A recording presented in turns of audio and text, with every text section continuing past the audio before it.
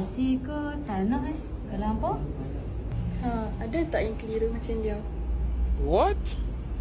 Nak pilih pasir atau tanah untuk bawah bim? Ini saya bagi tahu kelebihan pasir dari tanah.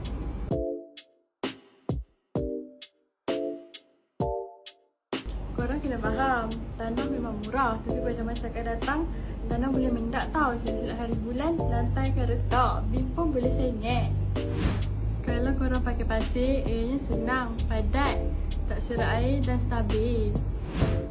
Jangan lupa juga untuk sembuh racun nanai masa proses letak pasir tu.